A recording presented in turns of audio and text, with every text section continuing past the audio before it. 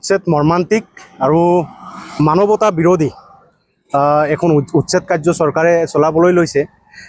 আমি দেখিবলৈ পাইছোঁ যে 2018 চনত টিলাপাৰা সন্তেশপুৰত আৱাসিক বিদ্যালয় স্থাপন কৰা হৈছিল আৰু তাত প্ৰায় 30 কোটি টকা ব্যয় কৰি চৰকাৰী আঁচনিৰ টকা অপচয় কৰি তাত আৱাসিক বিদ্যালয় স্থাপন কৰা হৈছিল আৰু সেই আৱাসিক বিদ্যালয়ৰ নামত 130টাকে পৰিয়ালক উচ্ছেদ কৰা হৈছিল আৰু তাত পৰৱৰ্তী পৰ্যায়ত সেই 130টা পৰিয়ালক তাতে আবণ্টনৰ ব্যৱস্থা কৰা হৈছিল। আমি দেখিবলৈ পাইছোঁ এতিয়া সেই আৱাসিক বিদ্যালয় সেই ঠাইখিনিও বা আৱাসিক বিদ্যালয়টোও আদানী গ্ৰুপক গতাই দিব বিচাৰিছে অসম চৰকাৰে আৰু এই আবণ্টন দিয়া সেই মানুহখিনিকো এতিয়া উচ্ছেদ কৰিব আৰু তেখেতসকলে যি 5,000 প্ৰায় 1300 পৰিয়াল অতি কমে 10,000 মানুহৰ মৌলিক অধিকাৰ খৰ্ব কৰিছে। গতিকে এই কাৰ্যক আমি ধিক্কাৰ দিছোঁ, গৰিহণা দিছোঁ আৰু এই উচ্ছেদ কাৰ্য বন্ধ কৰাৰ কাৰণে আমি দাবী উত্থাপন কৰিছোঁ।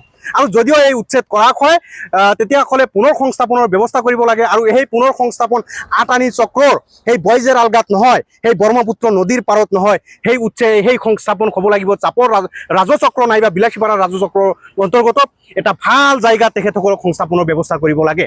আজি যি ব্যৱস্থা অসম চৰকাৰে কৰিছে এই মানুহখিনিক আজি ক'ত যাব?